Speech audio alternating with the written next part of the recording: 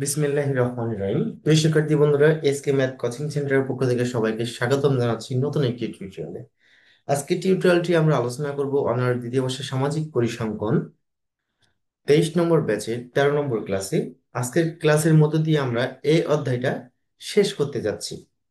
তো এই ধরনের আজকে যে প্রশ্নটা রেখেছি, এই ধরনের প্রশ্নগুলো খুবই ইম্পর্টেন্ট 10 মার্কের জন্য। তো প্রশ্নটা একটু পড়ে শোনাই। নিম্নের তথ্য সারি থেকে মধ্যমা, প্রচুরক, গড়, মধ্যমা ও প্রচুরক নির্ণয় করো এবং ফলাফলের ভিত্তিতে তুমি কি মনে করো প্রচুরক মধ্যমা থেকে অধিকতার প্রতিনিধিত্বশীল? একদিকে আমার গড়, মধ্যক, প্রচুরক নির্ণয় করতে হবে, তারপরে কোনটা প্রতিনিধিত্বশীল, মধ্যমা থেকে প্রচুরক প্রতিনিধিত্বশীল নাকি, এইটা আমাকে অ্যান্সার করব। তার আগে আমরা গড়, মধ্যক, প্রচুরক বের করবো, করার পরে জাস্ট সিম্পল একটা মন্তব্য দিব একটা রুলসের উপরে। তা এখানে আমরা কিন্তু গড়, মধ্যক, প্রচুরক এর আগের ক্লাসগুলোতে আমরা সুন্দরভাবে শিখেছি, আপনাদের শেখানো হয়েছে। তো তারই ধারাবাহিকতায় আমি কিছু কোশ্চেন রাখবো। তো সর্বপ্রথম আমরা এই সূত্রগুলো, এই যে গড়মূলক প্রচুর করতে হলে আগে সূত্রগুলো আপনাদের মনে আছে কিনা সেটা আমরা টেস্ট করব, তারপরে কি আমরা ক্লাসে আলোচনা করব। ঠিক আছে? তো প্রথম আসি আমরা এই পৃষ্ঠে আমরা এই এখানে আমরা সলিউশন করব না, আমরা পরের পেজে সলিউশন করব। এই পেজে আমরা শুধুমাত্র সূত্রগুলো অ্যাপ্লাই করব, দেখবো যে সূত্রগুলো ঠিক আছে কিনা। আচ্ছা, সর্বপ্রথম আমি উজ্জ্বলকে একটু আনমিউট করতে বলছি। আপনি গড়ের সূত্রটা বলেন তো, গড়ের। তো গড়ের এখানে দুইটা সূত্র আছে, একটা হলো সরাসরি পদ্ধতিতে গড়, হুম হুম। এই গড় ইকাল টু সামেশন বা এফ আচ্ছা, এক্স বাই এন। আপনি কিন্তু একটা কথা বললেন, আমি একটু বলি সবার উদ্দেশ্যে। গড় যে কোনো পদ্ধতি, এখানে প্রশ্ন শুধু বলা আছে গড় নির্ণয় করে, এখন কোনো পদ্ধতি উল্লেখ করা নাই। সুতরাং আমি সাজেস্ট করব যে আপনি সরাসরি গড় করবেন, অর্থাৎ ডাইরেক্ট মেথডটা করবেন। গড় x bar equal summation summation of f x by n. X by n. আচ্ছা, গড় করতে হলে কয়টা কলম লাগবে আমরা ইংরেজিতে লিখে রাখবো শর্টকাট করে, হ্যাঁ। ক্লাস ইন্টারভেল, মধ্যমান মানে এক্স, মানে গণসংখ্যা মানে এফ, আর এফ এক্স, এটা তো নাকি গড় করতে হলে এটা লাগবে। জি স্যার। আচ্ছা, এটা হলো 1 নম্বর গেল। 2 নম্বর মধ্যমা। আচ্ছা, এইভাবে মিট করেন। মধ্যমা নির্ণয় করতে হলে আমরা সূত্রটা কি অ্যাপ্লাই করব? ইভা, অ্যাক্টিভ আছেন? ইভা, তুলি আনমিট করেন, তুলি অ্যাক্টিভ থাকবেন, করছেন করলে, যেহেতু এটা আপনাদের ক্লাসটা লাইভে Yes, যাবে অনেক sir. সময়। হ্যাঁ, তুলি মধ্যমা সূত্রটা বলেন। স্যার মধ্যমা সমান সমান এ l plus n/2 minus f c n by by two f m minus f c by f m গুণ সি। গুণ সি। হ্যাঁ। আচ্ছা, এখানে স্যার মধ্যমা আমার একটু নেটওয়ার্ক প্রবলেম হচ্ছে, এই কারণে আচ্ছা, আমি ঠিক আছে ঠিক আনসার আছে করতে ঠিক আছে। পারছি না। ওকে ওকে। আচ্ছা, তুলি এখানে আপনার কাছে একটা কোশ্চেন আছে, আমার আরেকটা কোশ্চেন আছে। তো সাধারণত বলেন স্যার। মধ্যমা করতে হলে আমরা কয়টা কলাম কাটি? যদি আলাদা আলাদা করে করে সেক্ষেত্রে কয়টা কলাম কাটি? স্যার তিনটা। কি কি কলাম সেটা? স্যার শ্রেণী ব্যাপ্তি, গণসংখ্যা আর ক্রমযোজিত গণসংখ্যা। ক্রমযুক্ত গণসংখ্যা। এখানে একটা জিনিস আপনাদেরকে খেয়াল রাখতে বলছিলাম, এটা কি মনে আছে কারোর? কারো মনে আছে কিনা একটু জানতে চাচ্ছি। স্যার ওই জি স্যার বহির্ভূত আছে। কি অন্তর্ভুক্ত এটা? হ্যাঁ হ্যাঁ হ্যাঁ, বহির্ভুক্ত আর অন্তর্ভুক্ত, এটা খেয়াল রাখতে হবে। এটা কি অন্তর্ভুক্ত না বহির্ভুক্ত? তুলি এর অন্তর্ভুক্ত। স্যার অন্তর্ভুক্ত। তাহলে সেই ক্ষেত্রে কলাম একটা বেশি কাটতে হবে।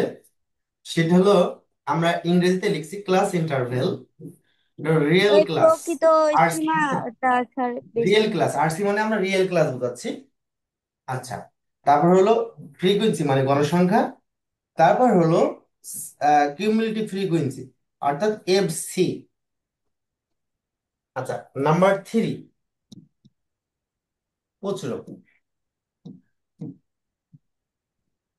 প্রচুরক নির্ণয়ের ক্ষেত্রে এখন প্রচুরক নির্ণয়ের ক্ষেত্রে যে জিনিসটা মাথায় রাখবেন, মিউট রাখেন তুলি, যে জিনিসটা মাথায় রাখবেন, দেখবেন একই গণসংখ্যা, সবচেয়ে বড় গণসংখ্যা কত? 37। 37 কি একাধিকবার আছে কিনা? আছে? নাই। তাহলে আমরা নর্মাল সূত্রটাই ইউজ করতে পারবো। L plus delta one plus delta two গুণ সি। বুঝতে পেরেছেন উজ্জ্বল সূত্রটা কি হয়েছে? জি স্যার, ঠিক আছে। আচ্ছা আচ্ছা। তাহলে আমরা একটা জিনিস সবসময় মনে রাখবেন, যে প্রশ্ন করতে হলে দুইটা কলাম নিয়ে নাও, হলো ক্লাস ইন্টারভেল আর হলো ফ্রিকোয়েন্সি। তাহলে এই তিনটা অঙ্ক যখন আমরা একই সাথে সমাধান করব, আমরা কি তিনবার ছক কাটবো না একবার কাটবো উজ্জ্বল? স্যার একেবারে কেটে নেবো সবগুলো। একবার কাটবো। তাহলে একবারের যতগুলো কলাম লাগবে সবগুলো কেটে নেবো। আচ্ছা দেখি, আমি একটু কালার দিয়ে আমরা কয়টা কলাম কাটবো সেটা আমি একটু মার্কিং করছি, হ্যাঁ। তাহলে গড় 1 2 3 4, এই চারটে তো কাটবো, প্রথমে যেটা করবো এই চারটে আমরা কাটবোই, যেহেতু এটা এখানে আমরা নিয়েছি। ক্লাস ইন্টারভেল এটা নিতে হবে, রিয়েল ক্লাসটা নিতে হবে, এটা হলো 5, এফ এখানে আছে, আর এফ সি নিতে হবে 6। আচ্ছা, ক্লাস ইন্টারভেল এখানে আছে, এফও আছে। তাহলে আমরা কয়টা কলাম কাটবো? এই তিনটা ক্যালকুলেশন করতে হলে কয়টা কলাম কাটবো আমরা এখানে? 6টা কলাম। আমি কিন্তু মার্কিং করে করে ছয়টা দেখি। স্যার। স্যার 6টা। আর ইউনিক ইউনিক কলাম গুলো আমরা কেটে নেবো, যে যে যা যা বের করতে যা যা লাগে আর কি, একবারে কেটে নেবে। তাহলে আমরা রো গুলো নিচ্ছি, 1 2 3 4 5 6টা, 8টা রো কাটবো আমরা। একটু বড় করে কাটলাম, 6টা কলাম হবে। 1 2 3 4 5 6 7 8। প্রথম আমরা লিখবো হলো শ্রেণী ব্যাপ, শ্রেণী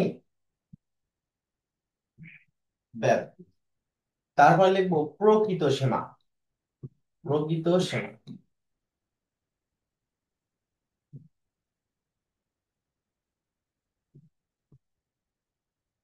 সীমা। তারপর লিখবো আমরা মধ্যমান, মধ্যমান ব্র্যাকেটে এক্স। তারপর লিখবো আমরা গণসংখ্যা, ব্র্যাকেটে এফ।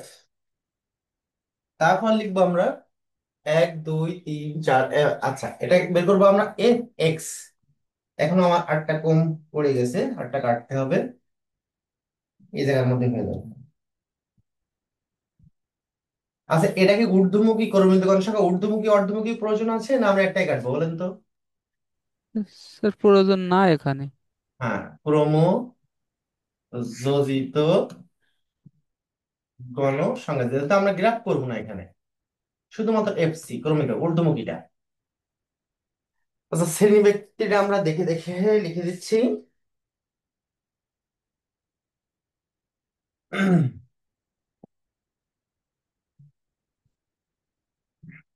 5 থেকে 9, 10 থেকে 14, 15 থেকে 19, 20 থেকে 24, 25 থেকে 29, 30 থেকে 34। আচ্ছা, গণসংখ্যা যেটা দেয়া আছে, এই যে গণসংখ্যা 20, 27, 35, 37, 28, 22। আচ্ছা, এন ইকুয়াল, এটা একটু যোগ করে ফেলবেন, এটা একটু যোগ করে ফেলবেন, হ্যাঁ।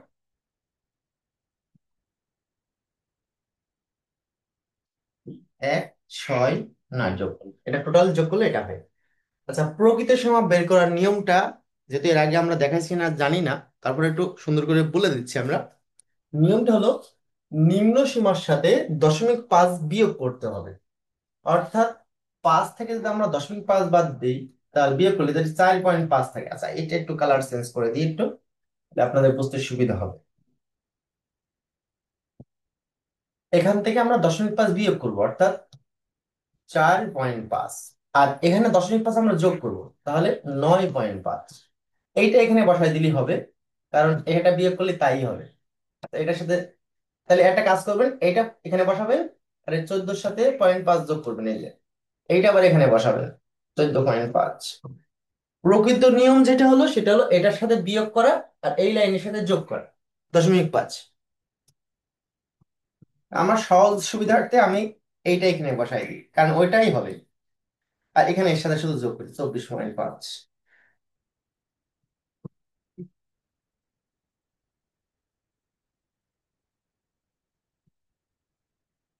এখানে মেবি মনে হয় এটা মনে হয় মিসিং আছে, এটা মনে হচ্ছে 34।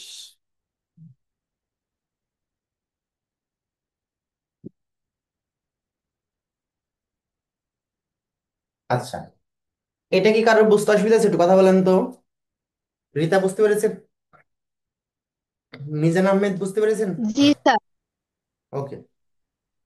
আচ্ছা, জি মধ্যমান স্যার, বের বুঝতে করবো পেরেছি। একজন বলেন তো, রেজওয়ান বলেন মধ্যমানটা আমরা কিভাবে বের করবো? মধ্যমানটা আমরা কিভাবে বের করবো? অ্যাক্টিভ থাকবেন, ক্লাস অনেক আলোচনা আজকে। আচ্ছা, মধ্যমানটা বের করার নিয়ম হলো নিম্ন সীমা আর উচ্চ সীমা যোগ করে 2 দিয়ে ভাগ, অর্থাৎ এখান থেকে বের করলেও একই হবে, এখান থেকে বের করলেও একই হবে। তাহলে আমরা 5 যোগ 9, তাহলে হচ্ছে 14/2, 7। আচ্ছা, ক্লাস ইন্টারভ্যালটা আমরা কত বের করে নেবো? এখান থেকে এটা বিয়োগ করলে ক্লাস ইন্টারভ্যাল বেরিয়ে যাচ্ছে, মানে শ্রেণী ব্যবধানটা বেরিয়ে যাচ্ছে। তা 10-এর থেকে 5 বাদ দিলে 5 করে ব্যবধান, একটা বের করার পরে 5 যোগ করতে করতে চলে যাবে। তাহলে 12, 7 5 12, 12 আর 5 17, 17 আর 5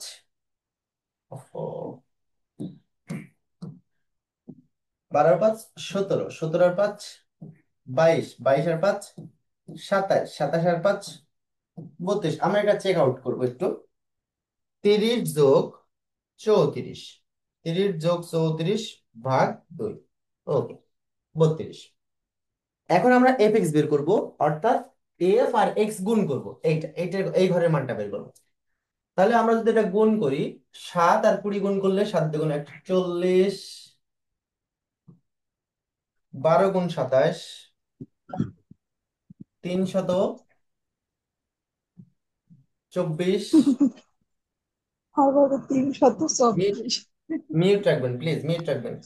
17 × 35 595, মিউট রাখবেন। 95, 22 × 37 814, 27 × 28 756, 32 × 22 704। Summation f x, summation f x, F x এটা যোগ করে কত হচ্ছে আমরা এটা যোগ করবো, হ্যাঁ। 140 যোগ 324 যোগ 595 যোগ 814 যোগ 756 যোগ 704, 3333, 3333, অর্থাৎ আমি নিচে লিখলাম এটা 3 3 3 3। আচ্ছা, একেবারে ক্রমনিত গণসংখ্যাটা বের করে নেব। ক্রমনিত গণসংখ্যা বের করার নিয়ম তোয়া বলেন, তোয়া, তোয়া। আচ্ছা, আজকে মনে হয় মেবি নেটওয়ার্কের জি স্যার। সমস্যা। আচ্ছা, এটা বলতে পারবেন আপনি ক্রমিত গণসংখ্যা কিভাবে বের করতে হয়? জি স্যার। আচ্ছা বলেন, প্রথম অ্যান্সার কত হবে প্রথম এখানে? গণসংখ্যা ওটাই থাকবে, 20। আচ্ছা, তারপরেরটা? 20-এর সাথে তারপর এটা যোগ হবে। হ্যাঁ, অর্থাৎ এইটার সাথে এইটা যোগ হবে, তাহলে 20 আর 27 হ্যাঁ, 47, এর সাথে 47। এটা যোগ হবে, তাহলে 47 যোগ 35, 47 যোগ 35 82। ওর থেকে এখান থেকে এটা যোগ হবে, যোগ 37 119, নিচেরটা যোগ হবে, যোগ 28 147, ওখান থেকে নিচেরটা যোগ হবে, যোগ 22 169। এই টোটাল যোগফল যেটা হবে এটাও তাই হবে। আচ্ছা, এবার আমরা একটা একটা করে বের করবো, হ্যাঁ। রিকোয়ারমেন্ট 1,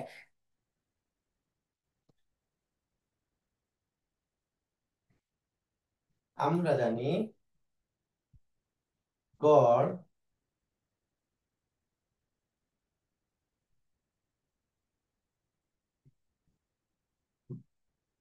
এক্স বার ইকুয়াল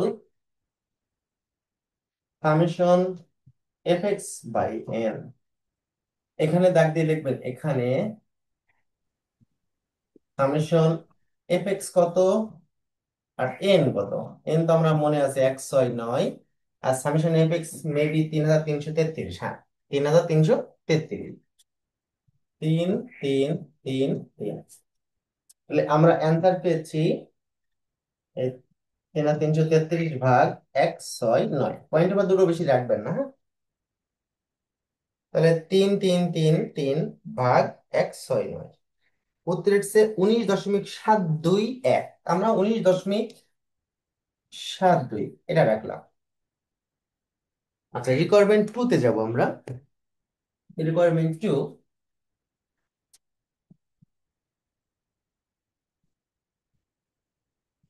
আমরা জানি মধ্যমা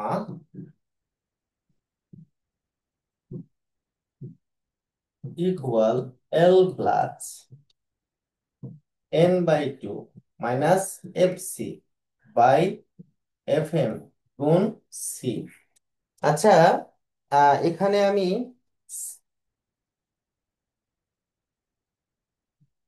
নেপাল চন্দ্রকে, আচ্ছা নেপাল চন্দ্র তো অসুস্থ, ফারজানা ইয়াসমিন একটু অ্যাডমিট করেন। ফারজানা ইয়াসমিন। জি sir.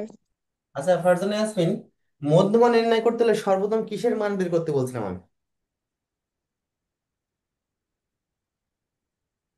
n/2। N by two এর মান। আচ্ছা, ধন্যবাদ আপনাকে। এন বাই টু, যদি এন এর মান 169 ভাগ 2, অ্যান্সারটা আমরা এখানে বের করে নেব। 169 ভাগ 2, 84.5। 84.5 এই মানের উপরে বাকি মানগুলো ডিপেন্ড করবে। আচ্ছা, এই 84.5 এর মানটা দেখবো আমরা ক্রমযোজিত গণসংখ্যা থেকে। তাহলে ক্রমযোজিত গণসংখ্যায় এটা কোন লাইনে আছে আমরা একটু দেখি। এই যে আমি বলছিলাম ওই 84.5 ছোট বা সমান নেওয়া যাবে না, প্রথম বড় মানটা নিতে হবে। তাহলে প্রথম বড় মান এই যে এইটা, এই ঘরটা। তাহলে আমি একটু মার্কিং করছি আপনাদের বোঝার সুবিধার্থে। এইটা,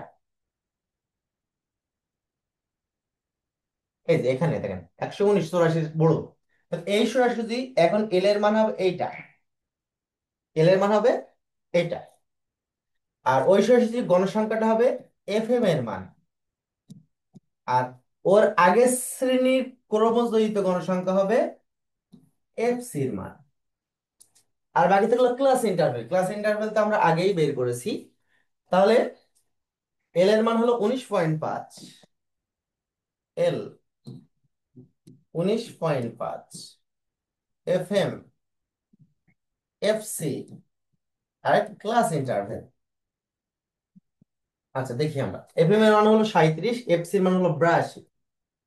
37 82, 37 82, ক্লাস ইন্টারভেল হলো 5 করে ব্যবহার। আচ্ছা, এইবার আমরা মানটা ক্যালকুলেশন করবো এখানে, হ্যাঁ। এল এর মান হলো 19.5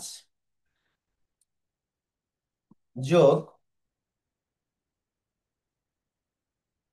এন বাই টু এর মান 84.5 মাইনাস এফ সির মান যেটা আমরা পেয়েছি 82, আর এফ এম এর মান যেটা পেয়েছি আমরা 37, গুণিত class interval 5।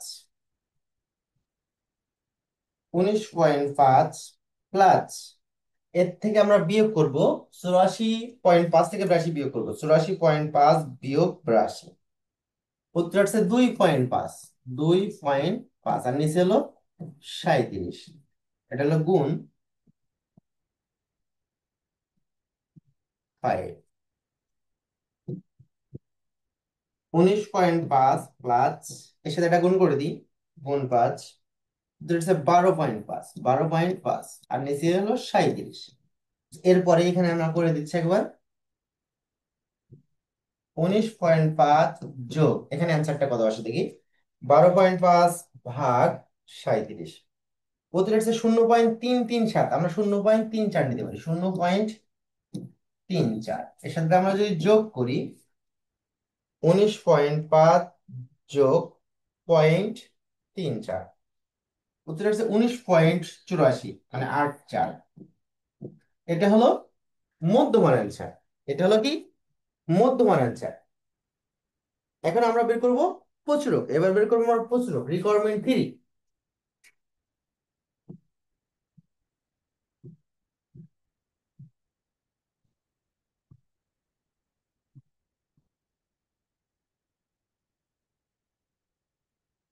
প্রচুরক equal l plus delta one plus delta two গুণ সি। এই পাশে এখানে দিয়ে এল এর মান তো আগে যেহেতু বের করা আমাদের আছেই, এখানে আমরা বের করেছি মধ্যকের ক্ষেত্রে, সেক্ষেত্রে আমরা এক্সট্রা আবার বের করার প্রয়োজন নেই। তারপরে আমরা একটু দেখি সবচেয়ে বড় গণসংখ্যাটা হয়েছে কিনা। দেখেন তো, সবচেয়ে বড় গণসংখ্যায় রুলস অনুযায়ীও ঠিক আছে। দেখেন সবচেয়ে বড় গণসংখ্যায় এসে আসে, এটা হলো এল এর মান 19.5। 19.5 ডেল্টা ওয়ান এর মান বের করতে হবে, আর ডেল্টা টু এর মান বের করতে হবে। ডেল্টা ওয়ান বের করবো আমরা কিভাবে, সবচেয়ে বড় গণসংখ্যার থেকে তার আগের গণসংখ্যা বাদ দিব, অর্থাৎ 37 বিয়োগ 35।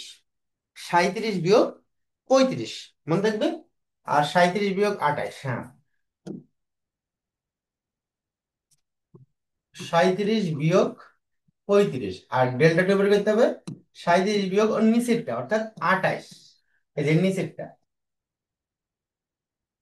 এই যে এর নিচেরটা, এটা বিয়োগ করতে হবে।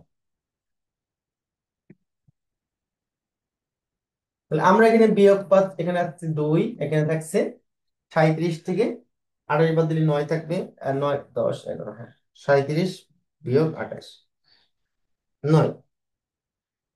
আর ক্লাস ইন্টারভ্যাল 5। জাস্ট এই মানটা আমরা ক্যালকুলেশন করলে হয়ে যাচ্ছে। এল এর মান 19.5, delta one 2, delta one 2, delta two হলো 9, ক্লাস ইন্টারভ্যাল হলো 5। 19.5 যোগ 5 গুণ 10, আর নিচে হলো 9 দিয়ে 11। 19.5 যোগ 10/11, 10/11 হচ্ছে 0.909। তাহলে আমরা 9 এক করতে পারি, 0.9। এর সাথে আমরা যদি যোগ করি 19.5 যোগ 0.91, 20.41। আচ্ছা, এই পর্যন্ত কারোর বুঝতে অসুবিধা আছে আছে কিনা একটু বলবেন? বুঝতে কারোর অসুবিধা আছে এই পর্যন্ত? না স্যার। আচ্ছা আচ্ছা, এইবার আমরা ফলাফল ব্যাখ্যায় যাব। ফলাফল ব্যাখ্যায় যাব। আচ্ছা, ফলাফল ব্যাখ্যায় যাওয়ার আগে আমরা একটুখানি লিখবো যে কার্ল পেয়ারসনের সূত্র অনুসারে, কার্ল পেয়ারসনের দুটো রুলস আছে। কার্ল পেয়ারসনের দুটো রুলস আছে এই মন্তব্য করতে হলে।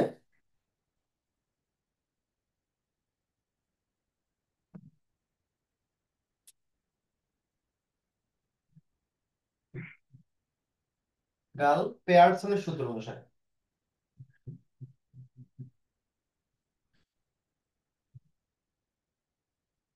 বা সূত্র অনুযায়ী বা সূত্র অনুসারে, হ্যাঁ। আচ্ছা, এর দুটো সূত্র ছিল, x bar greater than m ই। আচ্ছা, এইটা করার সময় একটু এম ই মানে মিডিয়ান, এক্স গড় মানে হলো মিন বলে, এটা হলো মিন, মিডিয়ান আর মোড।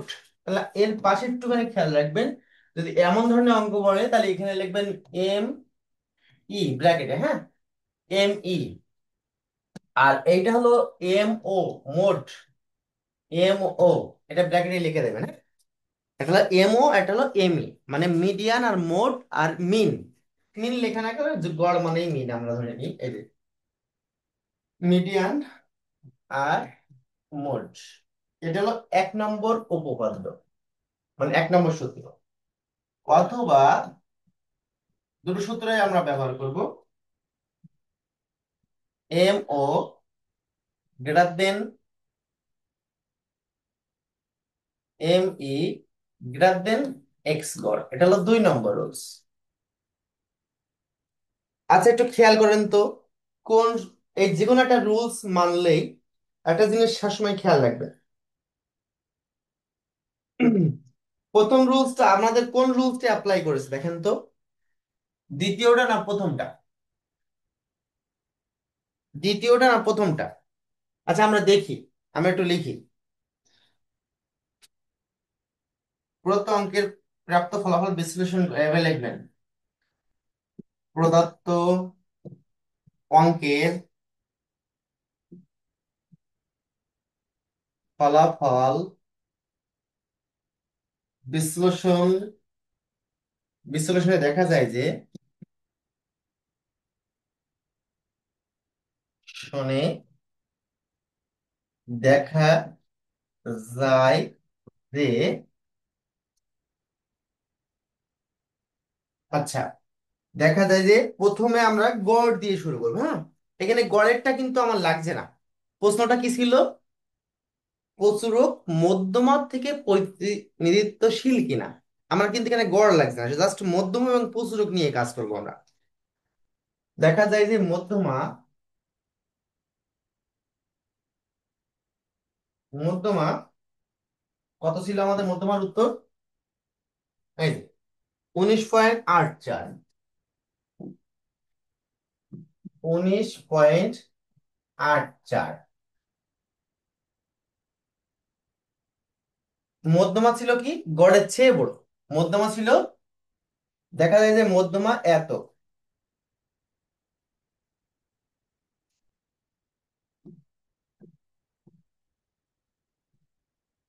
গড়ের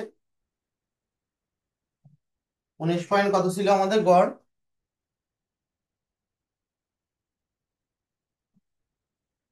19.72। 72 এর চেয়ে বড়। এবং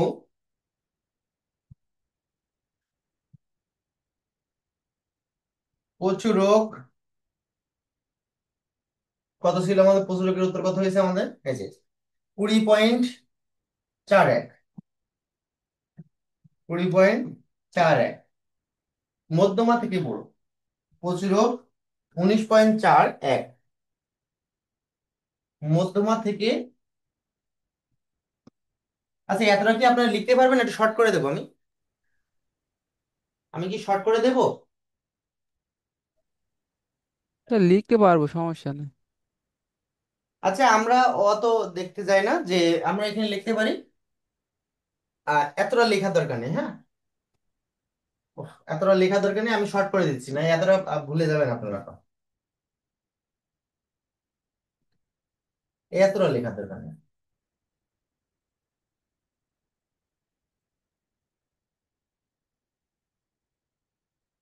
দেখা যায় যে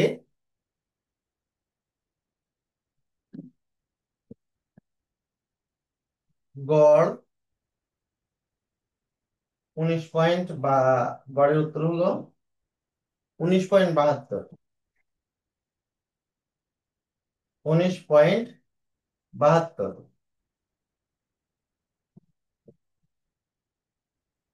মধ্যমা। মধ্যমার উত্তর হলো 19.84। এবং প্রচুরক 20.41। সুতরাং এবার লিখবেন, সুতরাং দ্বিতীয় উপপাদ্যটি বা দ্বিতীয়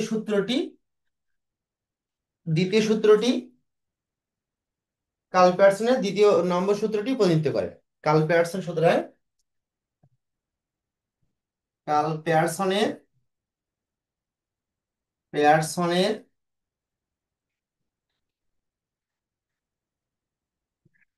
দ্বিতীয় 2 নম্বর সূত্রটি প্রতিনিধিত্ব করে। প্রতিনিধিত্ব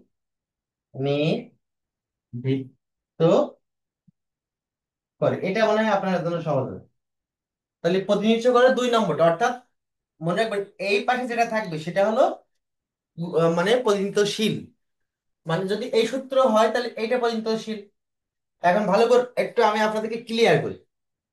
তাহলে অতএব আমরা লাস্ট উত্তরটা লিখবো। অতএব প্রসূরক মধ্যমা থেকে থেকে প্রতিনিধিত্ব প্রতিনিধিত্বশীল প্রতিনিধিত্বশীল। আচ্ছা, কখন কোন উত্তর দিলে কি করবেন এটা কোশ্চেন থাকে না আপনাদের? আচ্ছা ভালো করে বোঝেন। এখানে দেখেন সবচেয়ে যেটা বড় হবে, যাচ্ছে যেটা বড় হবে। এখন যদি বলে যে, এখন ভালো করে বোঝেন, মনে করেন মধ্যমার উত্তর হয়েছে 20 আর প্রশ্নকের উত্তর হয়েছে 19, সেই ক্ষেত্রে কোন সূত্রটা এখানে মানবে বলেন তো? উজ্জ্বল বলেন তো এখানে কোন সূত্র মানবে? স্যার 1 নম্বর। স্যার 1 নম্বরটা। হ্যাঁ 1 নম্বর। তাহলে 1 নম্বর সূত্র মানলে কোনটা প্রতিনিধিত্বশীল, মধ্যমা না গড়, এই মধ্যমা না প্রসরক? মধ্যমা প্রতিনিধিত্বশীল। হ্যাঁ সেই ক্ষেত্রে প্রসরক আছে মধ্যমা প্রতিনিধিশীল হবে। এখন আমার সূত্র মানছে জি কোনটা, স্যার। নিচেরটা। অর্থাৎ এইটার থেকে এটা মানে দায়িত্বশীল বেশি, মানে প্রতিনিধিশীল বেশি। মানে যেটা বড় হয়, যাচ্ছে যেটা বড় হয় সেটা হলো প্রতিনিধিত্বশীল।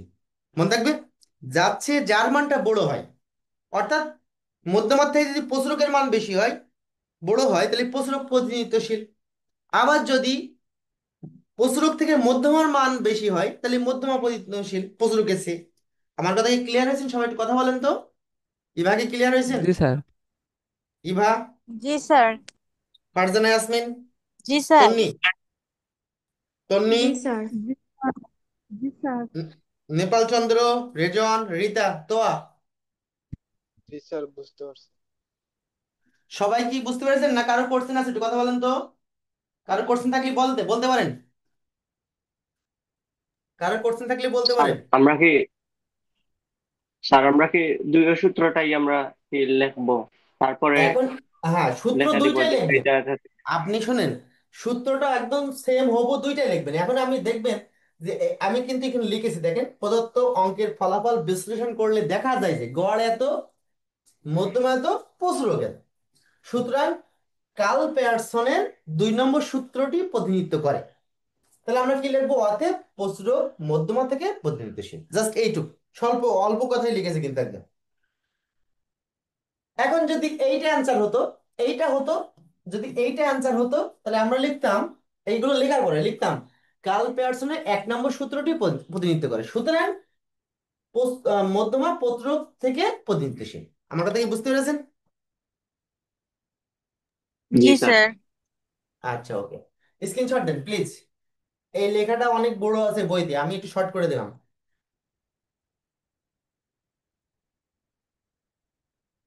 স্ক্রিনশট দেন প্লিজ, স্ক্রিনশট। জি স্যার। আচ্ছা এর আগের পেজটাও দেন।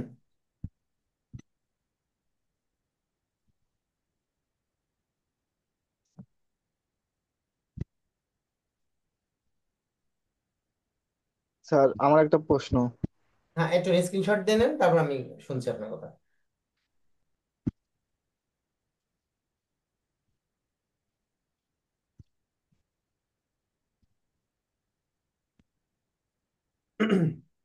আচ্ছা বলেন কি করতেন আছে আপনার?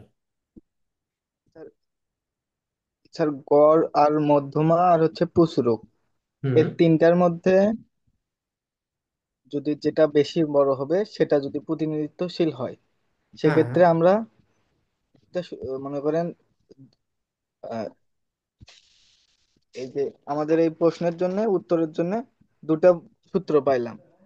হুম। এই- এক সেকেন্ড স্যার। আচ্ছা আর কারো কোশ্চেন আছে?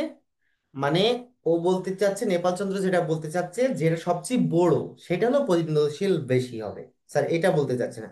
হ্যাঁ এটাই, যেটা সবচেয়ে বড় হবে সেটা কাছে বড়, কাছে বড়, এটা প্রশ্ন রাখবেন। মধ্যমা থেকে বড় না প্রচুরক থেকে বড়? মানে আমি বলতে চাচ্ছি গড় থেকে কি মধ্যমা বড়? তাহলে গড় থেকে যদি মধ্যমা বড় হয় তাহলে গড় থেকে মধ্যমা পরিবর্তনশীল বেশি। আবার যদি তেমনই যদি বলি আমরা যে গড় হলো মধ্যমা ছোট, তাহলে এখানে বড় কি গড়ের থেকে? মধ্যমা থেকে গড়, তাহলে গড় প্রতিনিধিত্বশীল সেই ক্ষেত্রে। কারণ আপনার কোশ্চেনটা কার উপরে হবে? এখানে বলেছে প্রসূরক আর মধ্যমার মধ্যে। এই যে যে বলেছে ফলাফলের ভিত্তিতে তুমি কি মনে করো প্রসূরক মধ্যমা থেকে অধিকতর প্রতিনিধিত্বশীল? মনে রাখতে হবে কার থেকে জিজ্ঞেস করছে, এটা কার থেকে বড়। আচ্ছা, কারো কোশ্চেন থাকলে বলতে পারেন, সময় শেষ হয়ে যাচ্ছে। কোশ্চেন থাকলে বলতে পারেন। স্যার স্যার এখানে স্যার তিনটা আমার সূত্র। একটা কোশ্চেন আছে। হ্যাঁ বলেন, দ্রুত বলেন, দ্রুত স্যার এখানে বলেন, তিনটা সূত্র দ্রুত স্যার বলেন যদি রিতা। গড় থেকে স্যার গড় থেকে যদি মধ্যমার প্রতিনিধিত্ব বলে তাহলে স্যার কোন নম্বর সূত্রটা অ্যাপ্লাই করব? এখন 1 নম্বর আচ্ছা, না 2 নম্বর? এই উত্তরের ভিত্তিতে বলবো, এই উত্তরের ভিত্তিতে বলবো আমি। জি স্যার আচ্ছা, এখন বলেন। যদি বলে আহ গড় আর মধ্যমার মধ্যে কোনটা পরিবর্তনশীল, গড় আর মধ্যমার মধ্যে ভালো করে বুঝবেন। এখানে গড়ের উত্তর কত? 19.72। আর মধ্যমার উত্তর কত? 19.84। তাহলে কোন সূত্রে অ্যাপ্লাই করছে? কোন সূত্রে অ্যাপ্লাই হচ্ছে, স্যার এক দ্বিতীয়টা না? নম্বরটা।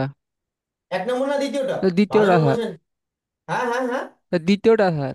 হ্যাঁ দ্বিতীয়টা দ্বিতীয়টা, তাহলে স্যার। সেই ক্ষেত্রে কি মধ্যমা থেকে মধ্যমা গড় প্রতিনিধিত্বশীল। প্রতিনিধিত্বশীল বেশি। হ্যাঁ, মধ্যমা থেকে গড় প্রতিনিধিত্বশীল। বুঝতে পেরেছেন রিতা?